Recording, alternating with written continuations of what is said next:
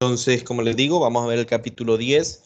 Son 3 secciones. Si no me equivoco, es lo único que se mira del capítulo 10, estas 3 secciones. La última sección, que es la 10.3, bueno, la 10.2 y la 10.3 son sencillas. La mayoría nos vamos a enfocar en la 10.1. Pero siempre les recuerdo a ustedes, no, en general la clase, pues no dejen de realizar sus propias lecturas, ¿verdad? Por ejemplo, esta parte de acá, les va a tocar siempre leer un poco. Yo, o sea, les voy a dar la información, pero para que se logre comprender completamente de qué se está hablando o la situación, ocupan hacer sus lecturas, ¿verdad? Entonces, el capítulo 10, en general, ustedes ya saben qué es lo que hemos estado viendo, o sea, rotación. El capítulo 9 lo que vimos fue rotación de cuerpo rígido, ¿verdad? Y lo que vimos fue lo que era la cinemática y mencionamos la energía de rotación. Yo ya les adelanté, ¿verdad? Que si un objeto está rotando y trasladándose, entonces tenemos que considerar los dos tipos de energía. Eh, pero bueno, como les dije, secciones 10.1 a 10.3. Y bueno, ¿qué es lo que nosotros hemos estado viendo en el capítulo anterior o con lo que empezamos, ¿verdad? Antes de Semana Santa, los días que pudimos tener la clase de forma regular. Habíamos visto nosotros que, bueno, la cinemática, ¿verdad? Y en general cómo habían cambiado las variables, ¿verdad? Como, ok, antes era posición X, ahora era teta, ¿verdad? Como era, antes era velocidad V, ahora es velocidad angular omega. Como antes era aceleración A, y ahora es aceleración angular alfa. Pero hay algo que nosotros no nos hemos preguntado y es acerca de la dinámica, ¿cierto? Entonces, cuando nosotros pasamos del capítulo 3 al capítulo 4, vimos las leyes de Newton. Y para un cuerpo que está trasladándose, ¿verdad? Y que la sumatoria de fuerzas externas, bueno, que las fuerzas externas eran distintas de cero, entonces nosotros decíamos, entonces yo puedo describir en general la razón del movimiento, ¿con qué? Con una fuerza, ¿verdad? O en general era la fuerza neta, ¿verdad? Pero en general nosotros sabemos que los que generan estos movimientos, ¿cierto? Son fuerzas.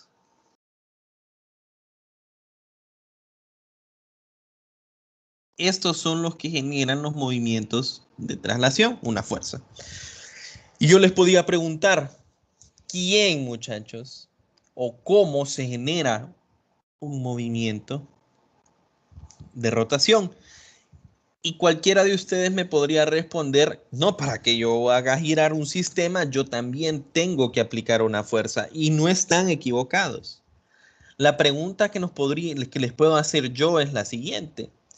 Cualquier fuerza, ¿ok? Cualquier fuerza que yo aplique va a generar un movimiento de rotación. Eso es lo que nos tenemos que preguntar. Porque si yo digo las fuerzas son las que generan movimiento de rotación, entonces estoy diciendo yo que sin importar la característica de la fuerza que esté aplicando, esa es capaz de generar un movimiento de rotación. En traslación ya sé yo, las fuerzas pueden o no hacer que se traslade un sistema, depende de qué tanta magnitud tiene, pero en general todas las fuerzas que aplicamos son de cierto modo capaz de generar el movimiento. Ahora, ¿es lo mismo para la rotación? Cualquier fuerza tiene la misma capacidad de generar una rotación, me puedo preguntar. Entonces, la respuesta, para dejarlo de un solo claro, la respuesta es no, no cualquier fuerza, no es exactamente una fuerza aplicada, o sea, sí se ocupa una fuerza, pero no puedo decir yo que una fuerza genera el movimiento de rotación, sino que para hacer girar un objeto, un sistema o cualquier cosa, para conseguir esa rotación de un cuerpo rígido, ¿verdad? Lo que se requiere es una fuerza. Perdón, se necesita una fuerza, perdón, que provoque un movimiento o momento de torsión, decimos. Entonces, sí se ocupa una fuerza, ¿verdad? Sí ocupamos una fuerza, pero no es la fuerza, o sea, la fuerza por sí sola no me ayuda. Yo ocupo que esa fuerza, ¿verdad? Que la fuerza provoque un momento de torsión, ¿verdad? Ese momento de torsión le podemos llamar torca, así le llama el libro. Yo uso más la palabra torque, es lo mismo, ¿verdad? Ok, entonces la fuerza tiene que ser capaz de generar este movimiento, este momento de torsión, ¿verdad? Y esto, pues, en general, hemos estado usando letra griega, ¿verdad? Entonces ahora en vez de F, de fuerza, para torque utilizan la letra tau. Como una T, ¿ok? Nada más que la parte de arriba no es simplemente recta, ¿verdad? Sino que tiene esa curva y no es simplemente hacia abajo, ¿verdad? Sino que más o menos como una J.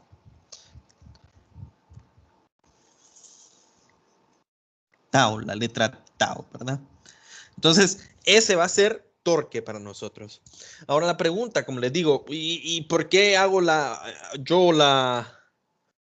aclaración de que la fuerza tiene que ser capaz de generar el momento de torsión, que no cualquier fuerza va a aplicarlo? Entonces eso es lo que vamos a ver ahorita. Hay varios factores, muchachos, que influyen en el momento de torsión. Y uno de ellos es obviamente la existencia de una fuerza. Entonces aquí yo tengo una llave, ¿verdad? Y digamos que nosotros queremos aplicar perdón, a socar, digamos, o aflojar cualquiera de las dos, ¿verdad? La tuerca, si yo empezara a socar o a aflojar, digamos, aflojarla, ¿verdad? Si yo la empezara a aflojar, entonces en realidad el movimiento que se haría es una rotación, ¿verdad? Eh, entonces, ¿qué factores influyen que se pueda realizar esto? Entonces vamos a estudiar por los momentos, nosotros, ustedes, si yo les digo qué tengo que hacer y ustedes me van a decir, aplique una fuerza, profesor. Con eso vamos a hacer que gire. Entonces, voy a poner acá tres fuerzas y vamos a analizar por qué va a cambiar o vamos pues imaginarnos cuál es mejor, por decir así, para generar un giro. ¿Ok? ¿Cuál es más adecuado para generar ese momento de torsión? Entonces, digamos que todas las fuerzas que yo estoy dibujando tienen la misma magnitud por los momentos. Eh, digamos que yo aplico una fuerza F acá.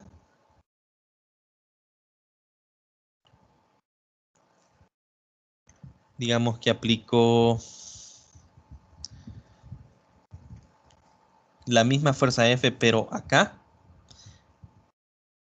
Exactamente en la misma dirección, ¿verdad? Ambas son perpendiculares a la llave, digamos.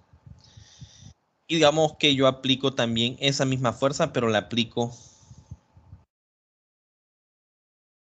acá. Eh, la voy a diferenciar solo para... ¿Qué otra podemos tener?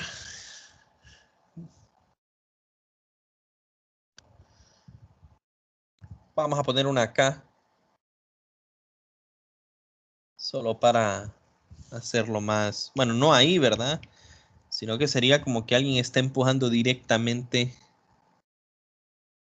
aquí en la llave F4. Y todas estas son perpendiculares, ¿verdad? A lo que es la llave. Entonces, vamos a ver. Todas las fuerzas, si yo les pregunto individualmente, cada una de las fuerzas puede generar un giro, puede hacer que esta llave inglesa, ¿verdad? Provoque el giro sobre la tuerca. Entonces voy a ir preguntando y simplemente me dicen sí o no. ¿Ustedes creen que esta fuerza puede generar un giro?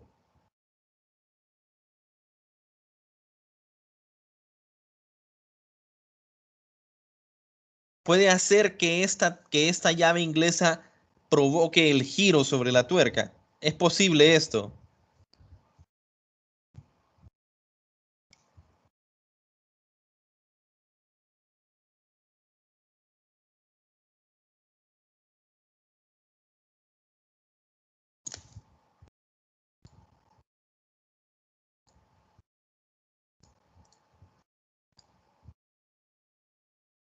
Y me dice Ariana que no, ¿verdad? Y en efecto no puede. O sea, ustedes solo imagínenselo, ¿verdad? Ustedes tienen una llave inglesa y no van a empezar a aplicar la fuerza en el mero eje de rotación, ¿cierto? O sea, no tendría mucha lógica. Y a pesar de que nosotros no sabemos todavía la física atrás de esto, podemos decir, o ustedes pueden imaginarse con claridad que esta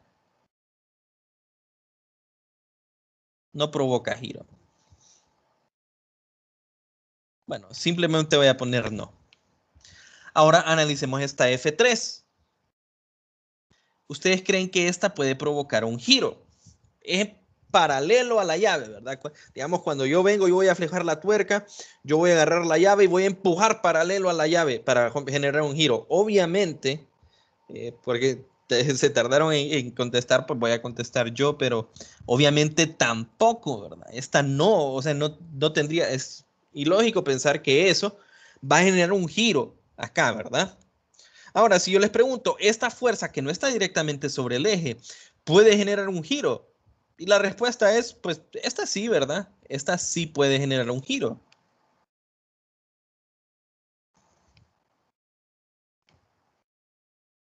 ¿Ok? Y la pregunta acá, ¿esta puede generar un giro? También la respuesta debería de ser sí. En efecto, la verdad es que esta fuerza es la que nosotros más probable aplicaríamos, ¿cierto? ¿Por qué aplicaríamos esta en vez de esta? O sea, aplicar esa. Tienen la misma magnitud, obvio, ¿verdad?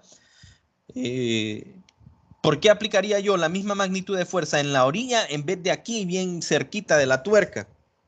Ustedes me van a decir, no, profesor, es que es más fácil aflojar la tuerca si yo agarro la llave desde la orilla, me diré.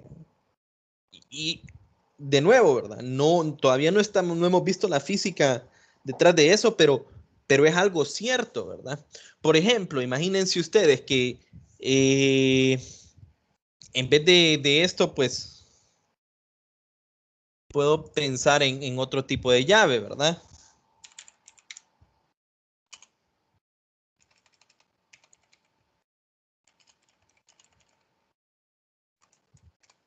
Cruz para cambiar llantas. Vaya, cuando nosotros vamos a utilizar esta, ¿verdad?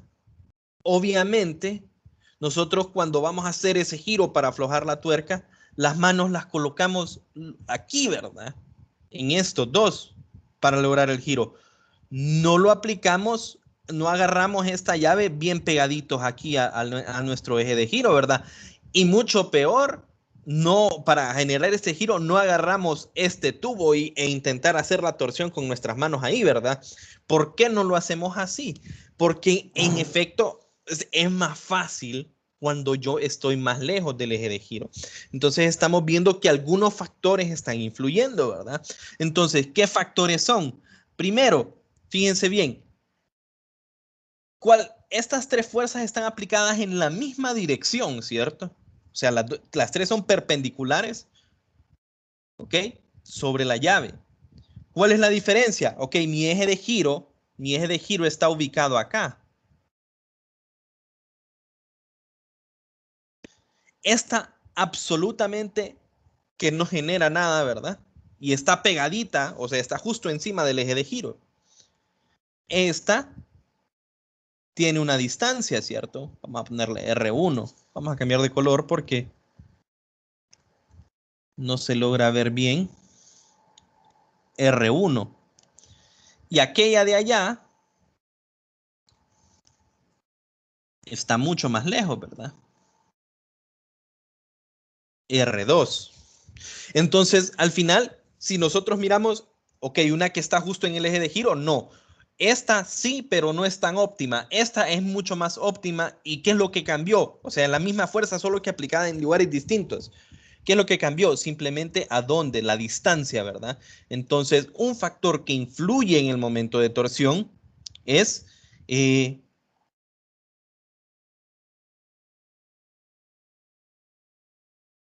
la distancia. Creo que lo voy a escribir abajo.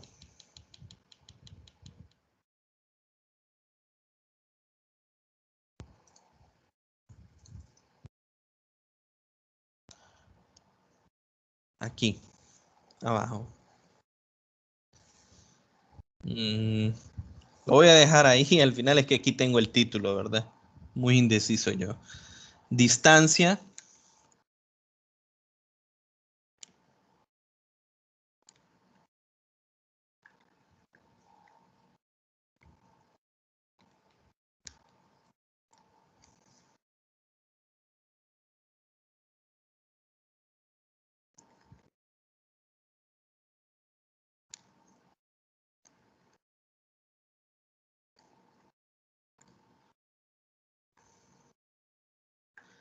Ok, distancia entre el eje de giro y el lugar a donde yo estoy aplicando la fuerza. Esa es una. Ahora, estas dos fuerzas son las mismas y asumamos que se están aplicando exactamente en el mismo lugar. La diferencia es, ok, esta tiene una dirección y esta tiene otra dirección. Pero ¿cómo es posible si es la misma fuerza? Se está aplicando en el mismo lugar, ¿verdad? ¿Cómo es posible que esta sí genera torque, o sea, sí genera un giro y esta no? Ah, pues se están aplicando en direcciones diferentes, ¿verdad? Entonces, ese es otro factor.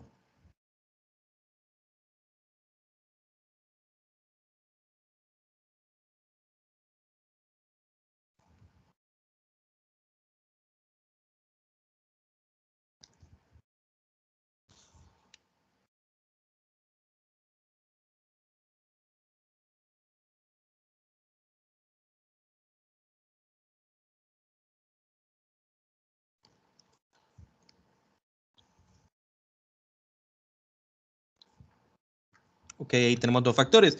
Y el tercer factor es el más obvio. Obvio, yo, si no aplico ninguna fuerza sobre la llave, no se va a generar ningún giro, ¿cierto? Entonces, obvio que si no, o sea, si no hay fuerza, no hay giro. Si hay fuerza, hay giro. Si la fuerza tiene mayor magnitud, o sea, ahora pongamos una fuerza naranja acá, que tiene mayor magnitud, justo en el mismo lugar,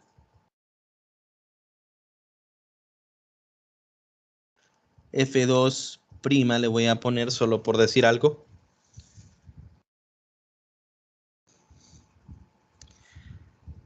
Y les pregunto, ¿cuál es más fácil para generar un giro? Obviamente que la más fuerte, entonces, o la de mayor magnitud, mejor dicho, ¿verdad?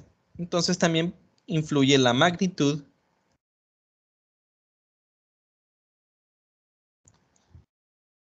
de la fuerza, ¿verdad?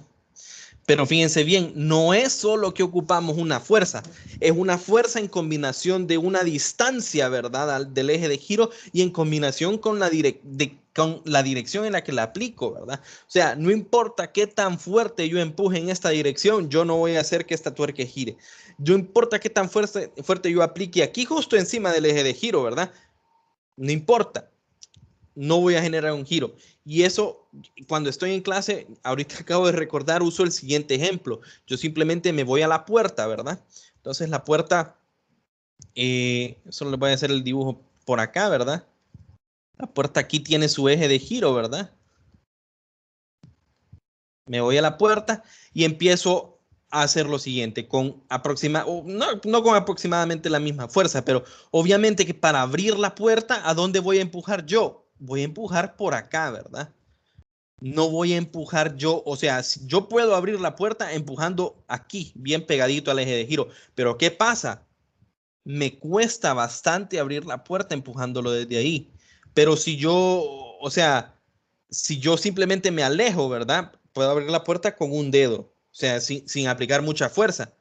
Si yo con ese mismo dedo intento abrirla, pero bien pegadito al eje, obviamente no voy a poder. Y si yo simplemente empujo directamente en el eje, puedo empujar con mis dos brazos, ¿verdad? No se va a abrir la puerta. ¿Por qué? Porque no va a girar porque estoy aplicando la fuerza en un lugar en el cual no se genera torca, ¿verdad?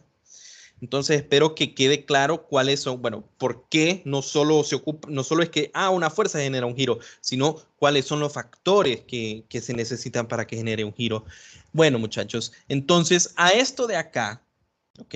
A esto de acá, vamos a cambiar el color a azul. Estos dos,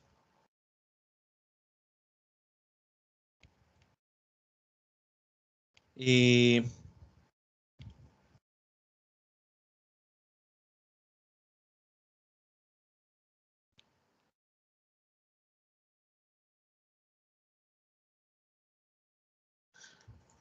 combinados, nosotros podemos describir lo que es un brazo de palanca.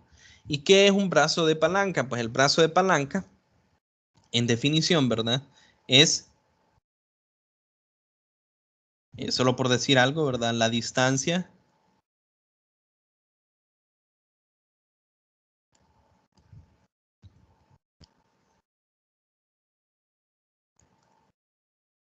perpendicular entre el eje de giro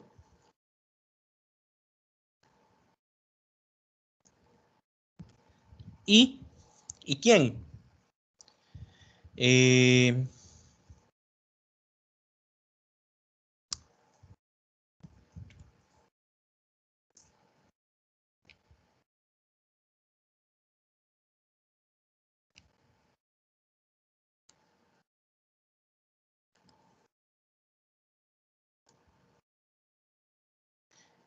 y la línea de acción. Y ahora nos preguntamos, ok, pero ¿qué es línea de acción?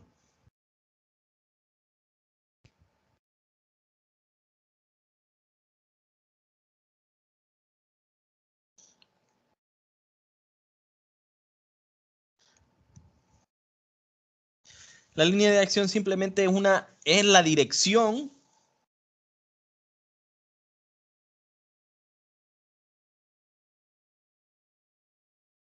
o entre paréntesis o línea voy a poner en la cual se aplica una fuerza. Ok. Entonces, ¿cuál sería la línea de acción, por ejemplo, de este de acá? Perdón, de esta fuerza de acá. La línea de acción sería toda esta línea, ¿verdad? Que paralela a la fuerza. Esta línea paralela a la fuerza, esta se conoce como la línea de acción. Esta se conoce como la línea de acción de este. Esta sería la línea de acción de este. Y una línea que se extiende por acá.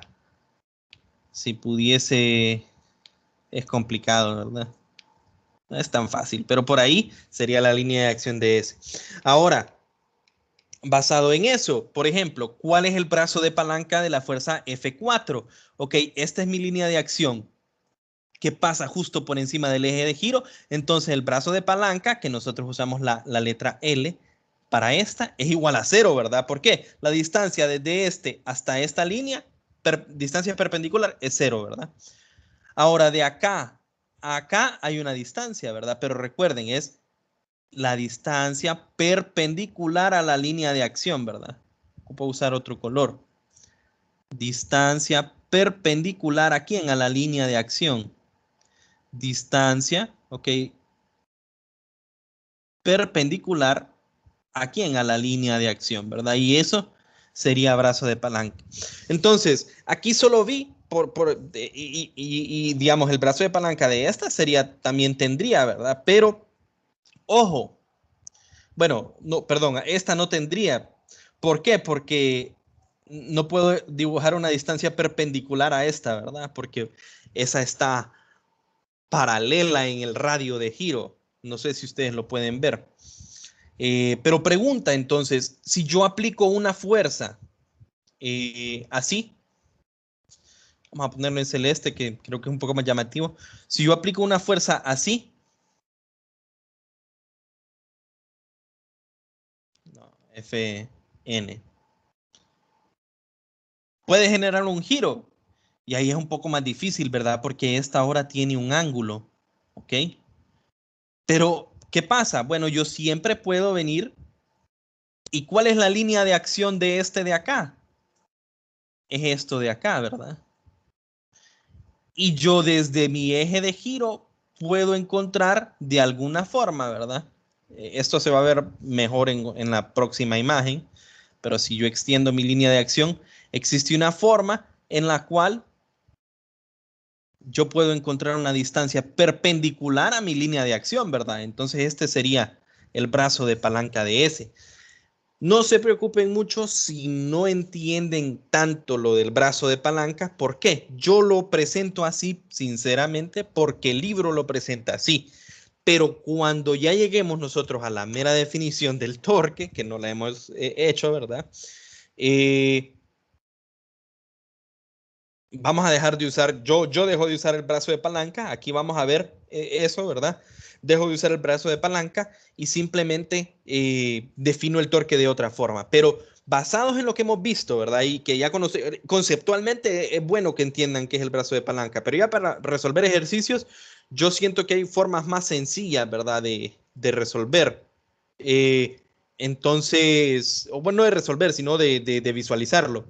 Entonces, esta fuerza, si se fijan, ok, esa fuerza no es ni perpendicular ni paralela al radio de giro. Entonces, pregunto, ¿puedo definir un brazo de palanca? Sí, ¿verdad? Solo extiendo mi línea de acción y miro, es cierto, pues yo puedo dibujar una línea perpendicular desde el eje de giro a mi línea de acción. Entonces, existe un brazo de palanca.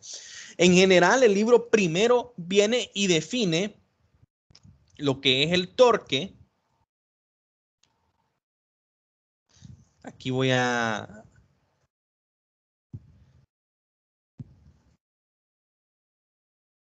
a hacer algo, porque yo les dije que le llaman L, pero no lo puse acá. Entonces, solo para que tengamos la referencia después. Brazo de palanca se le llama L. Entonces, el libro inicialmente dice, ok, la torca va a ser igual a ¿quién? ¿Qué nos importa? ¿Qué tan grande es el brazo de palanca y qué tan grande es la magnitud de la fuerza? ¿Cierto? Entonces, es la fuerza, ¿ok? La magnitud de la fuerza aplicada, multiplicado por ¿quién? Por el brazo de palanca. Esa es la primera definición que da el libro de torque. Entonces, si ustedes simplemente se llevan esto acá, para cualquier ejercicio, ¿qué es lo que tendrían que hacer? Venir, dibujar, extender la línea de acción y después de que extendemos la línea de acción tenemos que dibujar una línea perpendicular, ¿verdad? Y luego tendríamos que encontrar cuánto es esto, ¿verdad? Entonces eso es un proceso un poco, no complicado, pero lleva tiempo, ¿verdad? Entonces hay una forma más sencilla de verlo, ¿verdad? Esta es nuestra primera definición de torque. Fuerza por brazo de palanca, ¿verdad? Entonces fíjense aquí, es una situación similar a la que teníamos antes, ¿verdad? Yo aquí tengo, no sé qué es esto, digamos una palanca, ¿verdad? Y aquí este es el eje de giro, este es la palanca, aquí se le aplica una fuerza F, esta fuerza de acá F, ¿verdad? Pero esa fuerza no es ni perpendicular ni paralela, o sea, es una combinación, se está aplicando esa fuerza a un ángulo phi. ¿A un ángulo phi de quién? Del radio de giro, ¿verdad? Cuando recuerden ustedes lo siguiente, cuando se genere un movimiento aquí, ¿qué tipo de movimiento va a ser? O sea, va a ser un giro, ¿verdad? Entonces vamos a definir, se define un círculo, ¿verdad? ¿Cierto? O sea, se define por acá un círculo. Y ese círculo tiene un radio, ¿verdad? Entonces, que va encima de, en este caso, mi cuerpo rígido, que es ese azul que está dibujado ahí. Entonces, si yo simplemente extiendo, ¿verdad? Fíjense bien, extiendo este radio de giro, así como yo extendía mi brazo de palanca, ¿verdad? Es la misma dirección, entonces simplemente extiendo. Este ángulo phi es el ángulo que se forma entre quién? Entre la fuerza aplicada y el radio de giro, ¿ok? Entonces, pregunta, ¿verdad? Pregunta. ¿Qué, ¿Cómo encuentro yo cuál es el torque? Entonces ustedes saben, el torque es quién? Es la fuerza, la magnitud de la fuerza, ¿ok? La magnitud de esa fuerza, ¿por quién? Por el brazo de palanca. ¿Y quién es el brazo de palanca en este caso? Bueno, entonces esta es mi fuerza, ¿verdad? Esta de acá. Entonces mi línea de acción sería una línea que se extiende a lo largo de toda esta dirección, hacia arriba y hacia abajo, ¿verdad? Este sería por acá.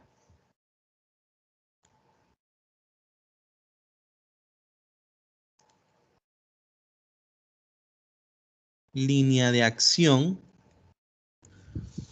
Ahora, ¿quién es el brazo de palanca? Leamos. Brazo de palanca es distancia perpendicular entre el eje de giro y la línea de acción. Entonces, ¿a dónde está mi eje de giro? Mi eje de giro está acá. ¿Dónde está mi brazo, mi línea de acción? Esto. Entonces, se define una línea que sea perpendicular, ¿ok? Esta de aquí abajo, fíjense, es perpendicular ¿entre quién?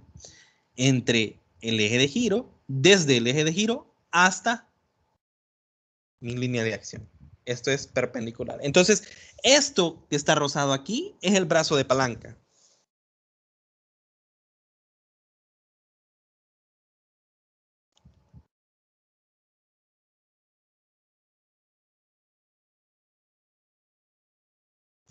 Ok, eso es el brazo de palanca.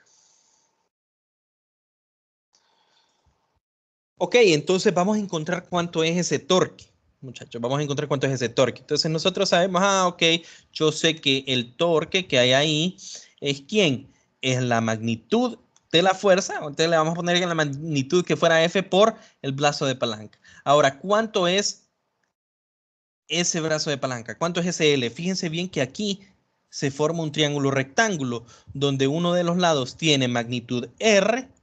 ¿Y quién es R? R en este caso es la distancia entre el eje de giro y el punto donde se está aplicando la fuerza. ¿Ok? R tiene un lado R y el otro lado lo tiene L. Ahora, fíjense bien, por ángulos opuestos por el vértice, ¿verdad? Si este ángulo es phi, ese ángulo de ahí abajo también es phi, ¿cierto? Porque están opuestos aquí, ¿se fijan? ¿Ok? Y esto es una, fíjense que esta no es una fuerza particular, este es un caso lo más general posible, ¿verdad? Entonces esto siempre se puede hacer. O sea, yo pude haber dibujado la fuerza acá, pero eso siempre va a haber aquí un ángulo puesto por el vértice que yo voy a poder utilizar a mi favor. Entonces, usando ese ángulo, el hecho de que este ángulo es phi, entonces yo tengo aquí que esto es F multiplicado por ¿quién?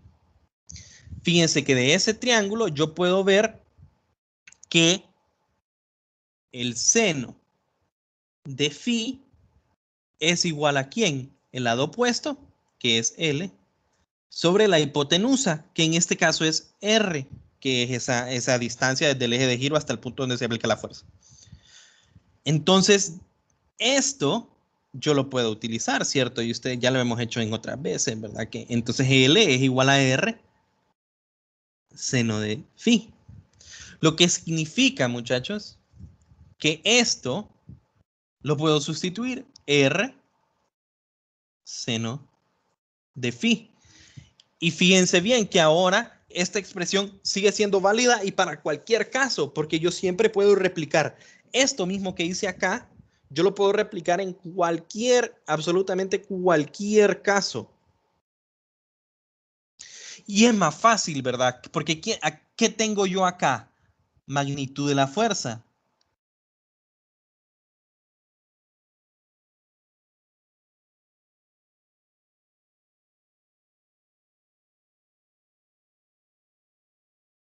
¿Esta R qué es? Distancia entre eje y punto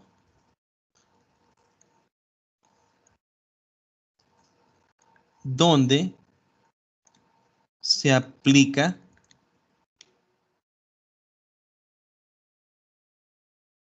F. ¿Y este phi quién es? Ángulo entre F y radio, le voy a llamar yo, de giro. Entonces, se fijan, esas tres variables son más fáciles de determinar, siempre van a ser más fáciles de determinar a que simplemente pensar y ver cuál es el brazo de palanca y hacer el dibujo y ver cuál es la distancia perpendicular y después ver cuál es. Pero estas tres, o sea, esta sustitución siempre es válida. Entonces, estas tres siempre van a ser válidas, lo que significa que esa es la definición, muchachos, que yo les voy a pedir a ustedes que se, por decir así, que se aprendan o que utilicen, ¿verdad? Que recuerden que tau es igual a F por R por el seno del ángulo ¿Ok?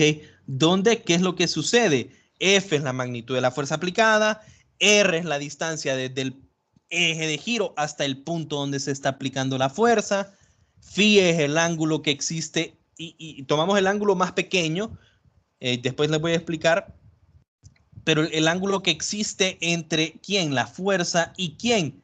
La línea del radio de giro. ¿Ok? Ese ángulo, pues, yo les digo que tomemos el más pequeño, pero eso al final va a dar igual, eso. Siempre pueden utilizar este ángulo si quieren, si desean, ¿verdad? Pero después les voy a explicar por qué les digo yo, mejor tomen simplemente, porque es lo mismo, ¿verdad? Este ángulo es el ángulo entre el radio de giro y la fuerza. Pero yo les pido que usen el más pequeño por una razón después, para que le facilite más las cosas, ¿verdad? Y bueno, tenemos esa definición, ¿verdad? Pero más allá que de esto, nosotros podemos analizar esa misma expresión y dividirla de la siguiente, o bueno, o reagruparla de la siguiente forma. ¿Qué pasa si yo pongo esto? F seno de phi por R. ¿Quién es esto? Este sigue siendo lo mismo, ¿cierto? Este sigue siendo la distancia que no tiene que ser perpendicular, ¿verdad? Ahí solo dije distancia entre el eje de giro y el punto donde se aplica la fuerza. Y F seno de phi, ¿quién es? Y a eso ahí vienen en juego estas dos fuerzas que están dibujadas acá. Fíjense bien. Ahora, basados en el dibujo que hice yo anteriormente y que analizamos,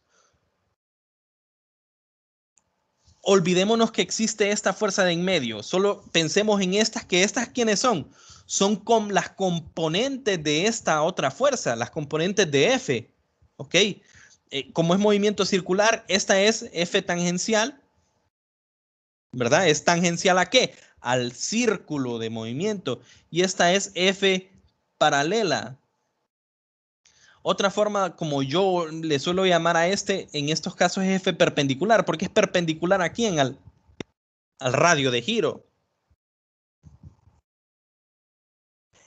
Entonces, basados en lo que vimos anteriormente, sin, olvidándonos que esto existe, y yo les pregunto, ¿cuál de estas genera giro? ¿F tangencial o F paralela? Y ustedes me dirían, no, la verdad es que por más que yo jale de forma paralela, esto no me va a generar un giro. O sea, esto es, por decir así, un desperdicio, esa componente. Mientras que esta, no, esa sí. ¿Por qué? Porque es perpendicular al eje de giro, ¿verdad? Entonces esta sí me va a generar un giro. Entonces esa es F tangencial, y resulta que si nosotros hacemos nuestro triángulo rectángulo, ¿verdad?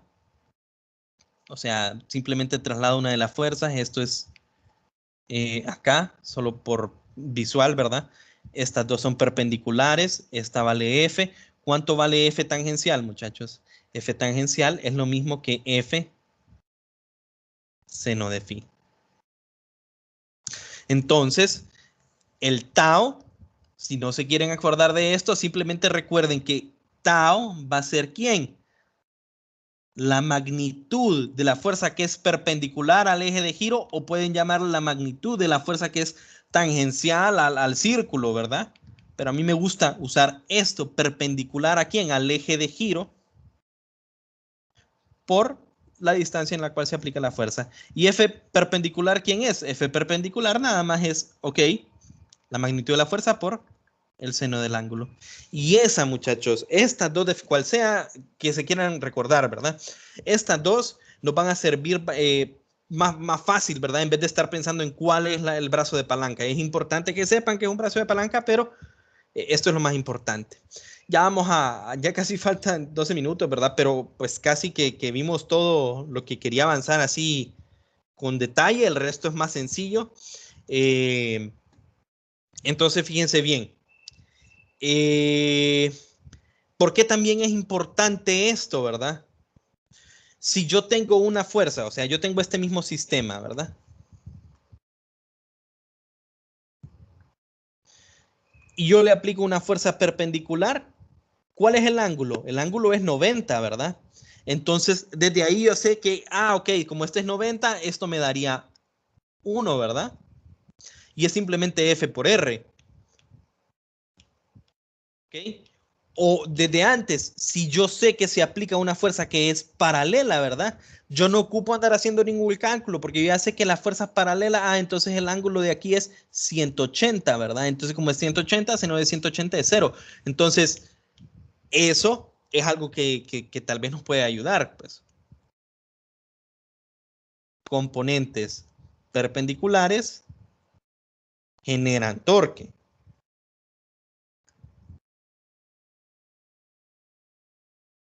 Y componentes paralelas no generan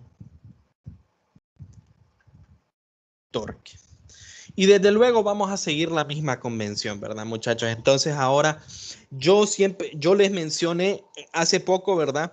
Que cuando tengamos esos ángulos, tomemos el ángulo más pequeño. ¿Por qué? Fíjense, el torque, muchachos, al igual como la fuerza, en realidad el torque es un vector. ¿Ok? El torque es un vector. ¿Y en qué dirección apunta? Recuerden, así como cuando nosotros mirábamos un sistema que está girando alrededor de un eje, ¿verdad? Y nosotros decíamos que, por ejemplo, en 2 dimensiones, ¿verdad? Si este es mi eje de giro y está girando en esta dirección, en 3 dimensiones esto se miraba así, ¿verdad? Y estamos girando alrededor de esta dirección, ¿ok? Entonces decíamos que omega es omega z, entonces al final es lo mismo acá, está o z. O sea, si el sistema está girando en esta dirección y está acelerando positivamente, digamos, entonces la aceleración ya sabemos que iría hacia arriba, el omega iría hacia arriba y lo mismo el torque. Pero el carácter vectorial de lo que es el torque nosotros no lo vemos así muy a fondo, ¿verdad? Para que ustedes sepan qué dirección tiene el torque, simplemente usan la regla de la mano derecha, ¿verdad?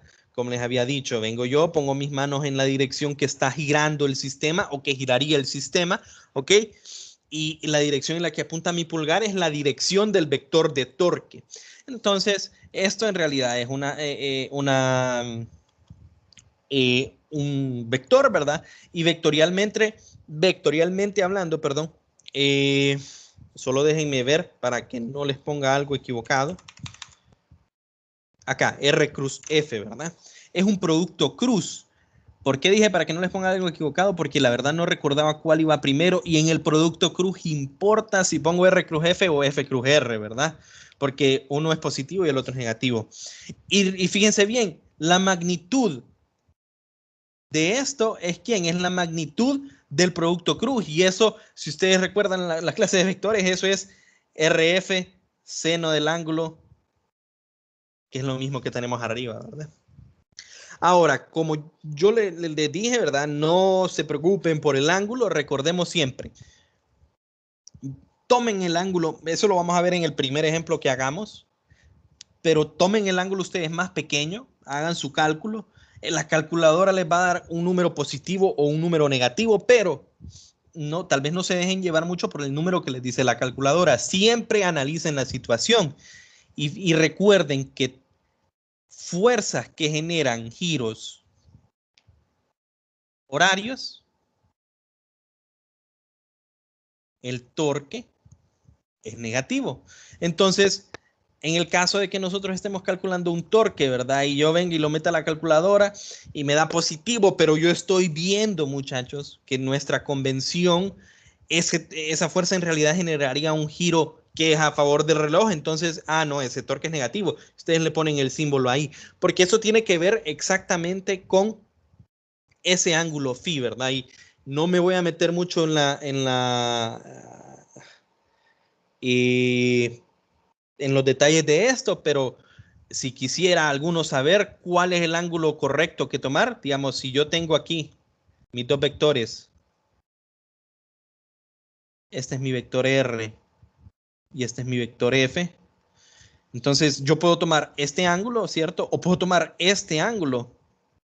La pregunta es, eh, o, o hay otras situaciones, ¿verdad? Digamos, la que teníamos acá, de esta fuerza.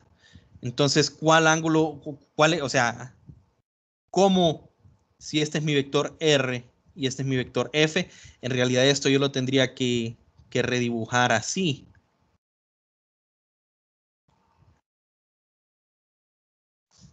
Solo estoy trasladando la fuerza, ¿verdad? El ángulo este sigue siendo lo mismo, ¿verdad? Esto de acá. Entonces, si se fijan, hay bastantes detalles y nosotros tendríamos que preguntarnos, ok, pero entonces, ¿cuál uso yo? ¿Uso este o este? Y habrían bastantes detalles que considerar desde el lado de vectores, porque es R cruz F. Entonces, el ángulo entre el vector R y el vector F. O sea que si un ejercicio a mí me da esto, ok, nosotros usaríamos ese phi. Pero estrictamente hablando, el ángulo en realidad que ocuparía usar es el ángulo que hay entre el vector R de acá y el vector F. Entonces sería este, que simplemente es el complemento, ¿se fijan? Pero entonces, ok, eso es solo si ustedes quisieran, pero no, como les digo, no nos metemos tanto al rollo de los vectores. Entonces,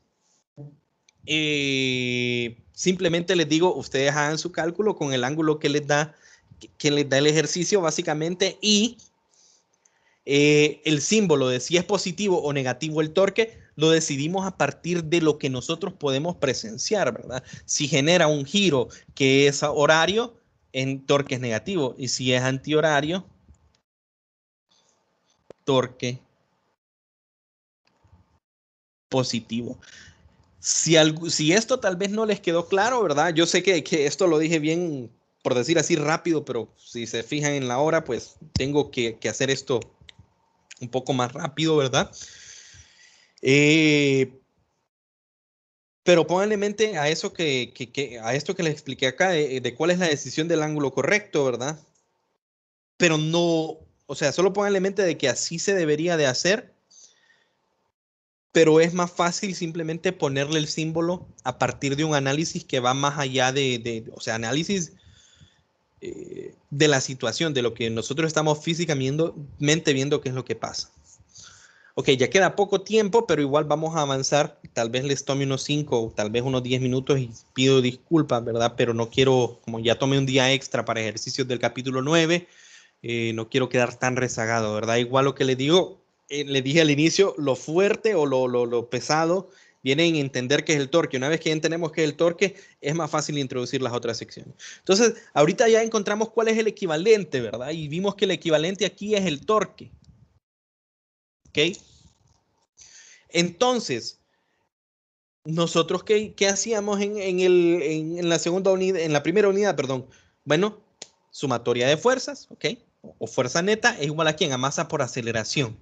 Entonces, si un cuerpo está girando y no se está trasladando, y aquí les pongo sección 5.4 porque ellos lo mencionan ahí, si un cuerpo está girando, la pregunta es, entonces, ¿qué hago yo? Entonces, sumatoria de fuerzas radiales es igual a masa por aceleración radial. Pero también existe la sumatoria de fuerzas tangenciales por la masa, igual a la masa por la aceleración tangencial, ¿cierto? Y fíjense bien, si yo tengo aquí un cuerpo que está girando y tengo una fuerza tangencial, eso es lo mismo que mi F perpendicular, ya lo habíamos visto, ¿verdad? Entonces, fíjense bien en esta, que es la segunda ley de Newton, ¿verdad? ¿Qué pasa si yo a ambos lados de la ecuación le multiplico una R? ¿Yo qué es lo que obtengo? Ok, R por sumatoria de fuerzas tangenciales, si yo la R la puedo meter a la sumatoria, es, ok, la fuerza tangencial o perpendicular, como le digo yo, por R, F por R, igual a quién? Perdón, este es un producto punto. Perdón, no. Fuerza perpendicular, olvídenlo, es que aquí había visto la sumatoria de las fuerzas tangenciales por R, igual a quién? A M por R por alfa. Esto lo vimos anteriormente, ¿verdad? De que A tangencial es igual a R alfa. Entonces me queda mr cuadrado alfa. La fuerza tangencial o la fuerza perpendicular, ya lo vimos hoy, es F seno de teta. ¿Qué me queda aquí al lado izquierdo? Es un torque. Y como es una sumatoria, es un torque neto. ¿Qué me queda aquí a la derecha? Una aceleración, que es que la aceleración angular, ¿verdad? y algo que ya hemos visto anteriormente, ¿verdad? mr cuadrado. En este caso era una partícula, ¿verdad? Entonces mr cuadrado para una partícula es momento de inercia, ¿cierto? Entonces recuerden cuando metimos el capítulo anterior momento de inercia y dijimos es como un equivalente en la masa, ¿verdad? Entonces lo que obtenemos es la segunda ley de Newton, pero ¿en qué formato? En formato rotacional. Entonces cuando nosotros tenemos, ok, un sistema y no lo puedo resolver, por ejemplo, por energía o lo que sea, o me están pidiendo un torque, yo puedo resolverlo con la segunda ley de Newton, solo que ahora la voy a escribir en forma rotacional. ¿Quién es el equivalente de fuerza? Torque. ¿Quién es el equivalente de masa? Momento de inercia. ¿Quién es el equivalente de aceleración? Aceleración angular, ¿verdad? Entonces es exactamente lo mismo. Entonces vamos a hacer exactamente lo mismo que hacíamos antes. O sea, tenemos varias fuerzas, entonces yo miro, esta fuerza genera un torque positivo, este es un torque negativo. Yo vengo y digo, ok, por ejemplo, tau 1 más tau 2 menos tau 3. Y eso va a ser igual a quién? Ok, a un momento de inercia por una aceleración angular. O sea, y resolvemos el sistema, ¿verdad? Ahora la pregunta que dice acá, ¿qué sucede, muchachos? Como les digo, les voy a tomar algunos minutos, ¿verdad? ¿Qué sucede si hay rotación y traslación? Bueno, si hay rotación y traslación, como en esta varilla que está acá, lo que ustedes pueden ver, esta varilla se está trasladando, ¿verdad? ¿Por qué? Porque se mueve a lo largo de este movimiento parabólico. Pero esa varilla, si ustedes se fijan, mientras se va moviendo, también va girando, ¿verdad? O sea, dio una media vuelta. Entonces, el movimiento de rotación y traslación es pues la combinación.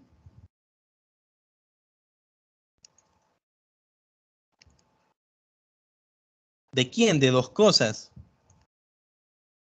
De la traslación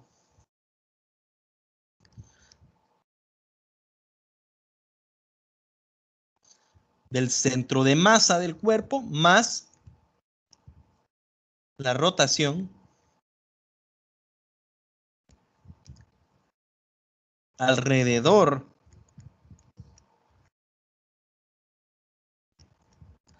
de centro de masa. Entonces, por ejemplo, esta varía. Este movimiento que es una rotación y traslación, esta parábola que se muestra ahí, que es su trayectoria, es ¿quién? La trayectoria de ¿qué? Del punto de su centro de masa. Ok, entonces el movimiento traslación y rotación es la combinación de ¿quién? Del giro alrededor de ¿quién? De su centro de masa, más la traslación de ¿quién? Del punto del centro de masa. Y eso es lo único que ocupamos saber acerca del movimiento de traslación y rotación. Yo ya les había dicho a ustedes que en cuanto a consideraciones energéticas, entonces, ¿qué es lo que hacíamos? Bueno, vengo yo y tengo dos tipos de energía. Yo tengo energía de traslación, ¿de quién? Del centro de masa. Y una energía, pero eso no es necesario especificarlo, pero simplemente energía de traslación y yo tengo energía de rotación, ¿verdad? Entonces, pongo las dos y cuando utilizo la velocidad, acá, la velocidad lineal o la rapidez, uso la rapidez ¿de quién? Del punto de centro de masa, que esto usualmente va a ser un dato o vamos a tener nosotros información de cómo obtener esa velocidad de centro de masa. Entonces, si se fijan, si yo ocupo resolver un ejercicio, ¿de qué forma? De forma sumatoria de fuerza, perdón, de forma energética, lo único que cambia es que ahora mi energía cinética total se va a dividir, bueno, no se va a dividir, sino que va a tener dos componentes. Una traslacional, que la vieron en la segunda unidad, y una rotacional, que la acabamos de ver. ¿Ok? ¿Y qué pasa si yo no lo que me piden no son que lo resuelva por métodos energéticos, sino que me están pidiendo a mí, ok, resolverlo con dinámica, o sea, con leyes de Newton? Pues no cambia nada. O sea, ¿cuál es la diferencia? Si está trasladando, si solo está rotando, esta es la ley de Newton que nosotros usamos. Si solo se estuviera trasladando, yo simplemente hago sumatoria de fuerzas igual a masa por la aceleración. Y si están las dos, pues utilizo las dos, ¿ok? Las dos formas de las leyes de Newton para resolver mi problema. Entonces, si me piden resolverlo con dinámica, hay que tener en cuenta ambas, ¿verdad? La forma translacional, o la forma que nosotros ya conocíamos, y la forma rotacional. Ok, solo falta esto de rotar sin resbalar. Rodar sin resbalar. Esto es un movimiento muy, muy peculiar y la vez pasada pasó lo mismo. Pero bueno, me disculpan, pero como les digo, voy a intentar terminar. Bueno, lo que a ustedes les importa acá es lo siguiente, ¿verdad? Cuando a mí me dicen rodar sin resbalar, ustedes fíjense bien que si esta rueda está rodando, ¿verdad? O mejor, sí, está rodando. Si no se resbala, ¿ok? Digamos que aquí estaba este punto. Y aquí ya giró un poquito, ¿verdad? Y ese punto ahora se encuentra acá. Y la pelota se ha trasladado una cantidad S. L le voy a poner. D. Cuando un cuerpo roda sin resbalar, lo que quiere decir es que, ok, esa distancia D que se recorrió es igual a ¿quién? Al arco de círculo, ¿ok? Que está girando la rueda. Entonces, el arco de círculo, ¿verdad? Que se va girando,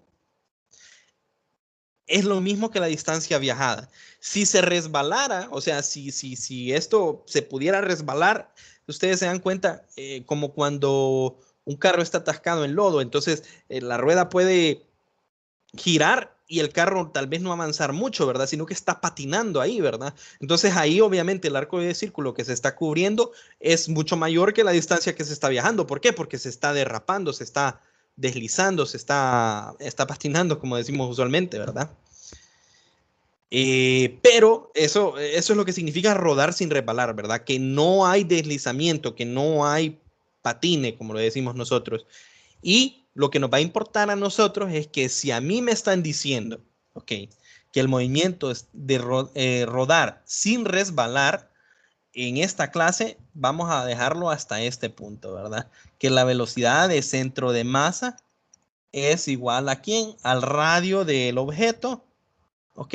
¿Por quién? Por omega, que parece algo común y fácil de decir, pero ok, si el objeto se estuviera resbalando, la velocidad de centro de masa no sería igual a R omega, porque no se recorrería la misma distancia, o sea, sería algo distinto, ¿verdad?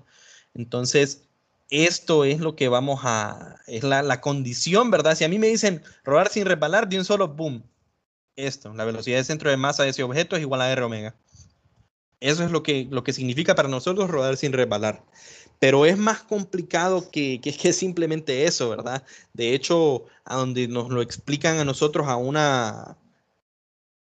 en física, ¿verdad? Un nivel un poco más que ya se le pone más mente, es en la clase de mecánica 1, ¿verdad? Tiene que ver con más cosas más profundas, más fundamentales, que no solo esto del arco de círculo que les dije yo. Para finalizar la clase, muchachos, y de nuevo, mil disculpas, ¿verdad?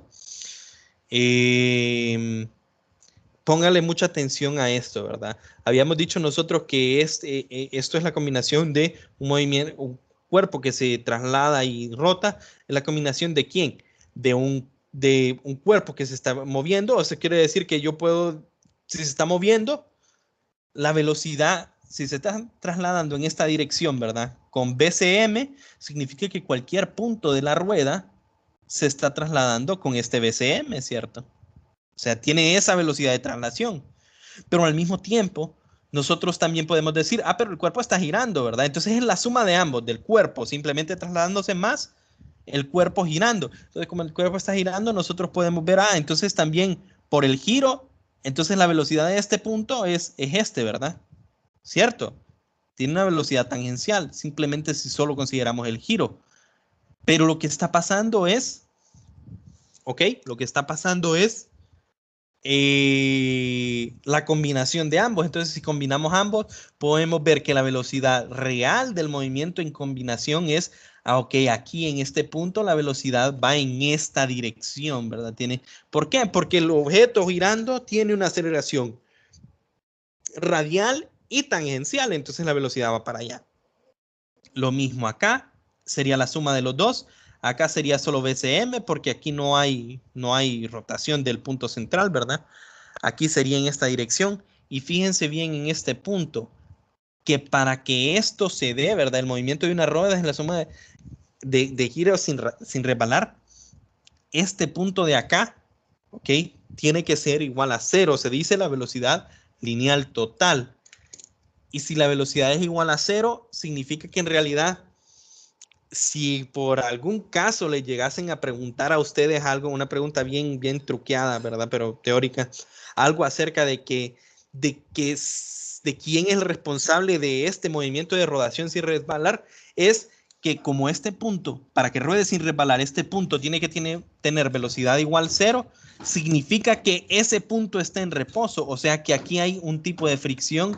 ¿Y es fricción de qué tipo? Si ese punto no se está moviendo, fricción estática, ¿verdad?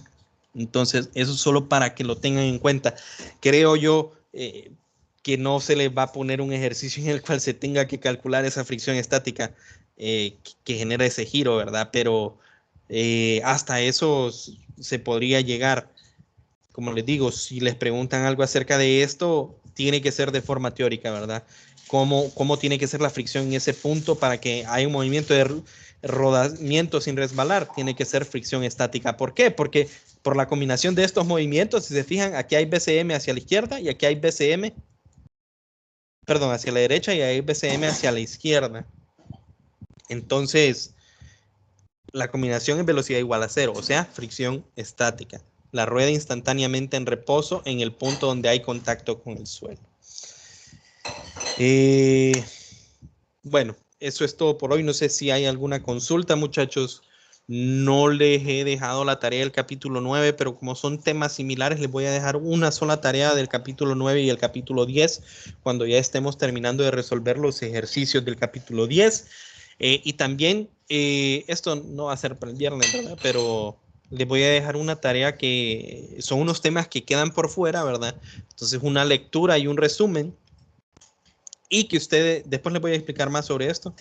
Una, como por decir así, investigación, ¿verdad? De temas un poco más avanzados, pero que se relacionan a lo que se menciona ahorita. ¿Alguna consulta, muchachos? El día de mañana ya comenzamos con ejercicio, ¿verdad? Mañana y pasado son problemas, ¿verdad? Problemas del capítulo 10.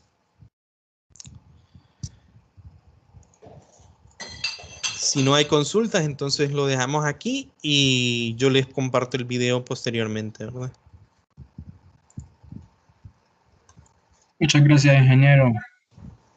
Perfecto. Bueno, buenas noches. Buenas noches, ingeniero. Buenas noches.